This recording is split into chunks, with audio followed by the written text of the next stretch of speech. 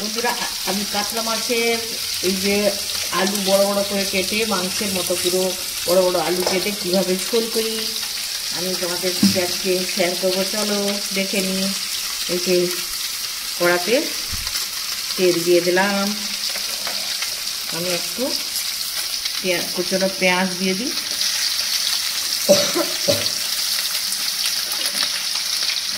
কুচনো পেঁয়াজ দিয়ে দিলাম।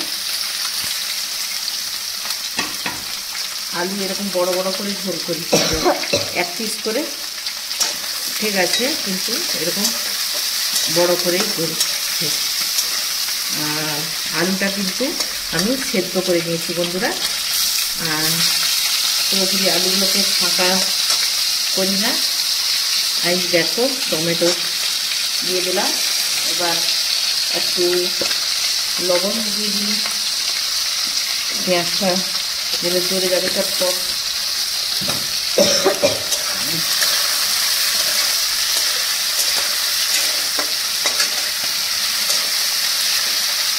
পেঁয়াজটা ধরে যাক, তারপর মশলাগুলো দেবো। দেখো পেঁয়াজ আর টমেটো এবার ধরে গেছে। আদা আর রসুনের পেস্ট দিয়ে দেবো এবং কাঁচা লঙ্কাও এতে দুটো পেস্ট করা আছে, এটা দিয়ে দিলাম আমি। তারপর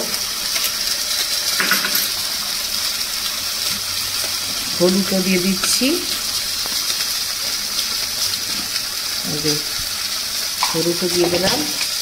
আর সেটা দেবো কি বলে দেখি, একটু কাশ্মীরি লঙ্কা দেবো। লঙ্কা গুঁড়ো দিলাম, এটা একটু রং হওয়ার জন্য, নাহলে কাঁচা লঙ্কা ওই সঙ্গে বেটে দিয়ে দিই।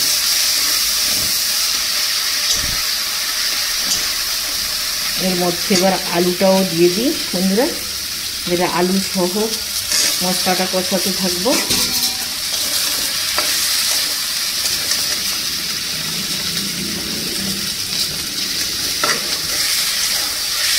ঘুরছে, মো করে কড়া ঘুরছে।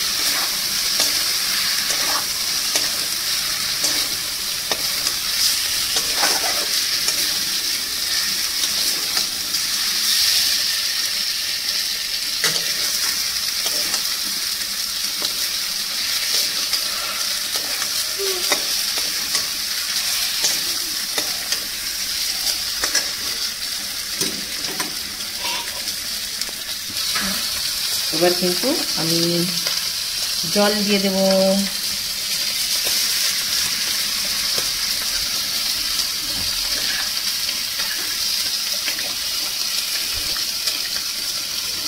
এবার ফুট উঠলে মাছটা আমি দেব।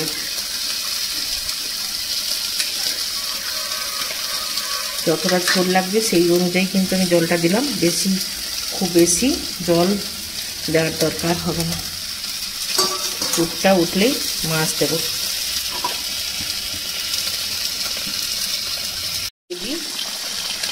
ভেজে রাখা মাছগুলো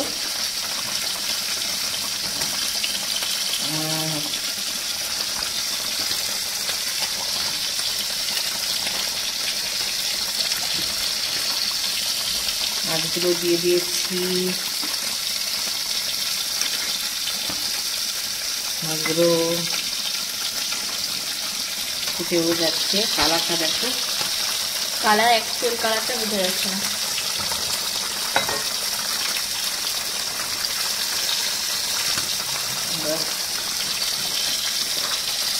সামান্য গরম মশলার গুঁড়ো দেবো আমি। তারপর সরষেটা দেবো, সরষেটার ধনে পাতা দেবো। ধনে পাতাটা কিন্তু ঘরের গাছের ধনে পাতা। একটু গরম মশলার গুঁড়ো দেবো।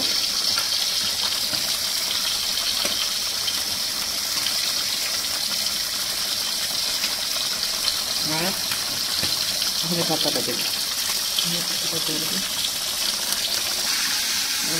ঘরের ধনে পাতা হয়েছে একেবারে নরম, দেখো বাজারের তো নরম হয় না সবসময়, কিন্তু ঘরে নরম।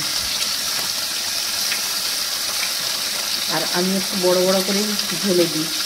ধনে পাতাগুলো খেতে খুবই ভালো লাগে।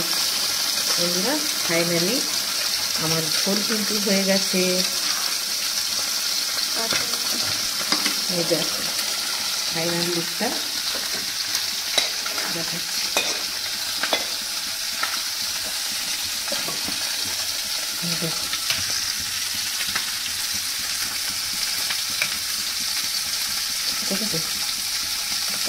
টাটা।